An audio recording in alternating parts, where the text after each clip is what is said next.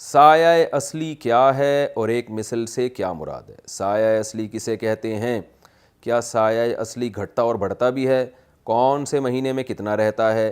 ہر چیز کا سایہ اس کے ایک مثل یا دو مثل ہو جائے، ان میں سے کس کا ایک مثل اور کس کا دو مثل مراد ہے؟ محمد مدثر میرٹھ سے۔ لوگوں کو سوال سمجھ میں نہیں آئے گا، اصل میں یہ پوچھنا چاہ رہے ہیں کہ حدیث میں آتا ہے کہ ظہر کا وقت اس وقت شروع ہوتا ہے جب ہر چیز کا سایہ ظہر کا وقت اس وقت ختم ہوتا ہے جب ہر چیز کا سایہ ایک مثل ہو جائے، اور اس وقت عصر کا شروع ہو جاتا ہے، اور بعض فقہا کے نزدیک عصر کا اس وقت شروع ہوتا ہے جب ہر چیز کا سایہ دو مثل ہو جائے۔ اب اس میں یہ تو بالکل آسان بات ہے، کیا مطلب؟ ایک چیز ہے 1 فٹ کی، سورج جب بلندی پہ جائے گا نا، تو جب 1 فٹ کی چیز کا سایہ 1 فٹ ہو جائے گا تو اس کا مطلب ہر چیز کا سایہ ایک مثل ہو گیا۔ جو 1 فٹ کی چیز 1 فٹ سایہ ہو جائے گا، 2 فٹ کی چیز کا سایہ 2 فٹ ہو جائے گا۔ تو جتنی چیز ہے اس کا سایہ جب اتنا ہی ہوگا تو وہ ایک مثل کہلاتا ہے، جب اس کا سایہ دگنا ہو جائے گا 2 مثل کہلاتا ہے۔ تو اس سے نمازوں کے اوقات کا پتہ چلتا ہے۔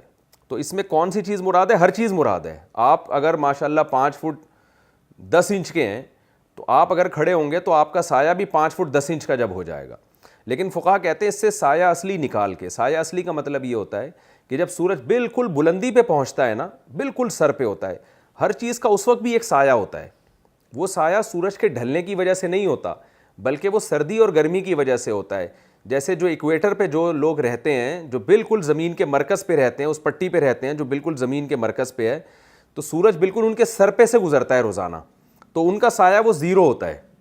لیکن جو دائیں یا بائیں ہیں، جیسے پاکستان ہے یا سعودی عرب ہے، یہ تو تھوڑا مرکز سے ہٹے ہوئے ہیں، تو یہاں گرمیوں میں یہ سایہ لمبا ہوتا ہے، بڑا ہوتا ہے، سردیوں میں چھوٹا ہوتا ہے جب سورج ہمارے سر سے گزرتا ہے۔ تو یہ والا سایہ نکال کے ایک مثل یا دو مثل ہو جائے۔ اب میں مثال سے سمجھاتا ہوں۔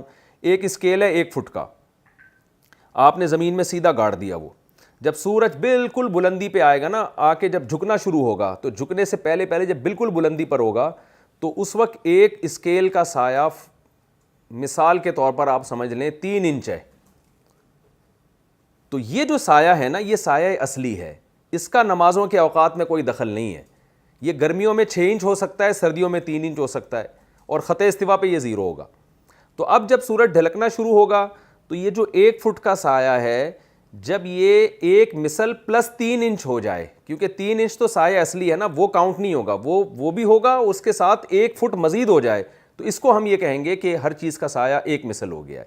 یعنی ایک اسکیل ہے 1 فٹ کا، اور جب سورج بالکل سر پہ آیا تھا تو اس کا سایہ ہو گیا تھا 3 انچ۔ تو جب سورج جھکنا شروع ہوگا تو ایک اسکیل کا سایہ، جب 1 فٹ کا جو اسکیل تھا اس کا سایہ جب 1 فٹ پلس 3 انچ ہوگا تو ہم اس کو کہیں گے کہ ہر چیز کا سایہ اب ایک مثل ہو چکا ہے۔ یعنی اس میں وہ 3 انچ والا سایہ کاؤنٹ نہیں کریں گے ہم، اور جب اس کا سایہ 2 فٹ اور 3 انچ ہوگا تو ہم کہیں گے 2 مثل ہو چکا ہے، یعنی وہ 3 انچ کو کاؤنٹ نہیں کریں گے۔ تو یہ مطلب ہوتا ہے سایہ اصلی۔ سایہ اصلی اس سایہ کو کہتے ہیں جب بالکل زوال کا وقت ہوتا ہے نا، اس وقت جو کسی بھی چیز کا سایہ بنتا ہے۔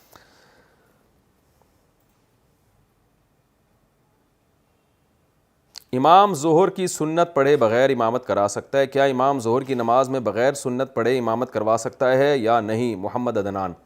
اگر امام لیٹ ہو گیا اور ظہر کی سنتیں نہیں پڑھ سکا تو اس کو چاہیے جماعت کھڑی کر دے، لوگوں کو میں تاخیر نہ کروائے اپنی سنتوں کی وجہ سے، پھر وہ ظہر کی 4 سنتیں نماز کے بعد پڑھ لے، تو اس میں کوئی حرج نہیں ہے، پڑھا سکتا ہے۔ سنتیں جس نے نہ پڑھی ہوں وہ بھی نماز پڑھا